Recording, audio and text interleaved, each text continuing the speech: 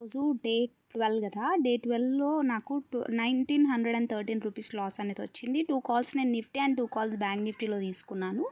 అసలు యాక్చువల్‌గా ఎక్కడ తీసుకున్నాను, ఎంట్రీస్ ఏంటి అనేది నేను మీకు ఇప్పుడు చార్ట్‌లో ఎక్స్‌ప్లెయిన్ చేసి చూపించేస్తాను. యాక్చువల్‌గా ఏమైంది అనంటే, మనం ఇక్కడ చార్ట్ అబ్జర్వ్ చేసి చూసినట్టయితే నేను ఎగ్జాక్ట్గా 20-157 దగ్గర ఈ పర్టికులర్ క్యాండిల్ దగ్గర ఎంట్రీ అనేది తీసుకున్నాను. కానీ ఏమైందనంటే, ఈ క్యాండిల్ దగ్గర నుంచి కూడా నేను యాక్చువల్గా 600 రూపీస్ ప్రాఫిట్లో ఉండింది ఈ క్యాండిల్ ఎంట్రీ అనేది తీసుకున్నాను అనమాట. సో ఆ క్యాండిల్ దగ్గర నుంచి నాకు ఈ 2 క్యాండిల్స్లోని 600 టు అబవ్ ప్రాఫిట్ అనేది చూపించింది. బట్ నేను ఆ ప్రాఫిట్ని బుక్ చేసుకోలేకపోయాను. ఎందుకంటే నా టార్గెట్ వచ్చేసి 22,250 ఉండిందనమాట. సో యాక్చువల్గా మూమెంట్లో ఉన్న ఓపెన్ ఇంట్రెస్ట్ కూడా అక్కడి వరకు ఉండింది. సో నేను అంతవరకు తీసుకుందాము, ఈ గ్యాప్ ఫిల్ చేయడానికి మార్కెట్ వస్తుంది కదా అనే ఉద్దేశంలో నేను అలానే హోల్డ్ చేసి పెట్టాను. సడన్గా రివర్సల్ వచ్చేసి లాస్ అనేది బుక్ చేసుకోవాల్సి వచ్చింది. సో ఇంత కన్సాలిడేషన్లో నా ప్రాఫిట్ అనేది లాస్ అయిపోయి మైనస్లోకి వచ్చేసింది. సో నేను ఎందుకు ఎక్కువసేపు పెట్టడం అని చెప్పి ఎగ్జిట్ అయిపోయాను. ఎప్పుడైతే ఈ 150 లెవెల్ 20-150 లెవెల్ క్రాస్ అయింది కదా, అక్కడి నుంచి కూడా నేను రివర్సల్ ఎంట్రీ తీసుకున్నాను అప్ టు 2200 వరకు. ఓకే, అక్కడ నాకు 600 రూపీస్ ప్రాఫిట్ అనేది వచ్చింది. నిఫ్టీని వదిలేసా. తర్వాత బ్యాంక్ నిఫ్టీలో నేను సెకండ్ హాఫ్ అంతా కూడా బ్యాంక్ నిఫ్టీలో అబ్జర్వ్ చేశాను. ఈ బ్యాంక్ నిఫ్టీలో నేను ఎంట్రీ ఎక్కడ తీసుకున్నానంటే, యాక్చువల్గా మీరు ఇక్కడ చూస్తే 20 మూవింగ్ యావరేజ్లో పర్టికులర్ ఈ క్యాండిల్ 140 క్యాండిల్ అనేది మనకు మూవింగ్ యావరేజ్ అప్ క్లోజ్ అయింది. సో నేను అక్కడ ఎంట్రీ అనేది తీసుకున్నాను. ఈ పైనే కన్సాలిడేషన్ అవుతూ ఉండడం వల్ల వెయిట్ చేశాను. బట్ సడన్గా రివర్సల్ వచ్చేసి ఫాల్ వచ్చింది. సో అక్కడ నేను లాస్ని బుక్ చేసుకోవాల్సి వచ్చింది. తర్వాత మళ్ళీ నేను రివర్సల్ ఎంట్రీ అనేది తీసుకున్నాను. అండ్ ఓన్లీ 20 రూపీస్ అనేది నేను ఇక్కడ 237 రూపీస్ అనేది ప్రాఫిట్ అనేది ఈ పర్టికులర్ రీజన్లో వచ్చిందనమాట. సో అలా నేను ఈరోజు ట్రేడ్స్ తీసుకున్నాను. యాక్చువల్గా నాకు ఇక్కడ కూడా మామూలుగా అప్వర్డ్ ఎంట్రీ తీసుకున్నప్పుడు కూడా ప్రాఫిట్ అనేది ఒక 500 వరకు చూపించింది. బట్ నేను ఎగ్జిట్ కాలేదు. ఈరోజు అన్నీ నా మిస్టేక్సే. యాక్చువల్గా సిపిఆర్ రూల్ ప్రకారం ఇది S2 దగ్గర ఓపెన్ అయింది.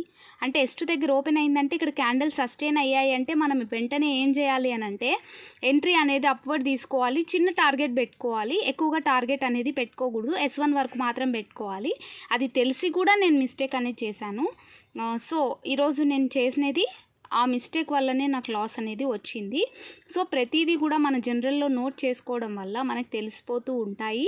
మనం రిపీటెడ్గా ఆ మిస్టేక్స్ అనేది చేసుకోము. యాక్చువల్గా మనం చూస్తూ ఉన్నాము అని అంటే 3 డేస్ నుంచి కూడా నారో సిపిఆర్ఏ వస్తుంది. బట్ ఎక్కువ మూమెంట్ అనేది రావడం లేదు. ఎందుకోసం అంటే గ్యాప్ డౌన్ అనేది హ్యూజ్గా కావడం వల్ల మూమెంట్ ఎక్కువ రావట్లేదు. ఆప్షన్ సెల్లర్స్ కానీ ఆప్షన్ బయర్స్ కానీ ఎక్కడ తీసుకున్న పొజిషన్స్ని ఎగ్జిట్ కావడం లేదు. బికాజ్ ఇంకా ఫాల్ వస్తుందేమో అనే ఉద్దేశంతో. సో ఇలా ఉండడం వల్ల ఎక్కువ గ్యాప్ డౌన్స్ కావడం వల్ల మూమెంట్ అనేది నార్మల్ మార్కెట్స్లో రావట్లేదు.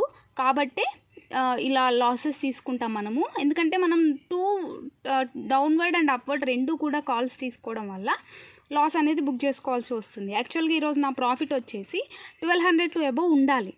బట్ నేను నా మిస్టేక్స్తో ఎగ్జిట్ కాకపోవడం వల్ల మాత్రమే ఈ లాస్ని నేను బుక్ చేసుకోవాల్సి వచ్చింది. సో మిస్టేక్ అనేది నాది. నా స్ట్రాటజీలో ఏ మాత్రం మిస్టేక్ లేదు. నేను తీసుకుంటే ఎంట్రీ అండ్ ఎగ్జిట్స్లో మాత్రమే మిస్టేక్స్ ఉన్నాయి. నా స్ట్రాటజీ అనేది పర్ఫెక్ట్గా వర్క్ అవుతుంది. సిపిఆర్ది ప్రతిరోజు కూడా మనకి బాగా చూపించేస్తూ ఉంటుంది. సిపిఆర్ స్ట్రాటజీ అనేది మిస్టేక్స్ అనేది మనం చేసుకోవడం వల్ల మాత్రమే జరుగుతూ ఉంటుంది. ప్రతిసారి కూడా నేను ఇది బాగా అబ్జర్వ్ చేసి చూస్తున్నాను. ఇక్కడ ఫర్ ఎగ్జాంపుల్ తీసుకున్నామంటే నారో సిపిఆర్ ఫామ్ అయింది. యాక్చువల్గా ఇక్కడ నుంచి రిజెక్షన్ వచ్చినప్పటి నుంచి కూడా S1 అనేది మన టార్గెట్ అవుతుంది. ఇచ్చేసింది S1 టు అవర్ టార్గెట్. మనం ఎగ్జిట్ అయిపోతాం. ఇంకా ఆ రోజంతా ఏ ట్రేడ్స్ కూడా తీసుకోం. ఫర్ ఎగ్జాంపుల్ ఇక్కడ చూసుకున్నట్టయితే మనకి కరెక్ట్ సిపిఆర్ సెంట్రల్ లైన్ దగ్గర ఎంట్రీ అనేది ఇచ్చేసింది. Up to R1 will be our target ఇచ్చేసింది. సో నా స్ట్రాటజీలో తప్పు లేదు. నేను తీసుకుంటే ఎంట్రీలో మిస్టేక్ చేస్తున్నాను. ఫర్ ఎగ్జాంపుల్ ఇక్కడ చూసుకున్నట్టయితే S2 దగ్గర రిజెక్షన్ వచ్చింది క్యాండిల్. సో ఇక్కడ నుంచి మనం ఎంట్రీ తీసుకోము, వెయిట్ చేస్తాము. ఒకవేళ ఇక్కడ నుంచి రివర్సల్ అయ్యి S1కి వెళ్తుందా అని వెయిట్ చేస్తాము. కానీ ఇక్కడ ఆ రోజు ఏమైంది, S2 దగ్గర కొంతసేపు, S3 లెవెల్ దగ్గర కొంతసేపు కన్సాలిడేషన్ అయ్యింది. సో కన్సాలిడేషన్ అయ్యింది అని అంటే ఇక్కడ నుంచి బ్రేక్ డౌన్ కావడానికి ఛాన్స్ రావట్లేదు కాబట్టి బుల్లిష్ ట్రేడ్ అనేది ఎంట్రీ తీసుకోవాలి. అండ్ టార్గెట్ ఇచ్చేసింది అప్ టు 20 EMA. సో ఈ ప్రాఫిట్ ఇక్కడ చూడడానికి చిన్న క్యాండిల్స్గానే ఉన్నాయి, బట్ ఇది 600 టు అబోవ్ ప్రాఫిట్ అనేది మనకి ఇచ్చే ఛాన్సెస్ ఉంటాయి. సో ఇలా నా స్ట్రాటజీ అనేది ఏ రోజు కూడా మిస్టేకన్గా లేదు.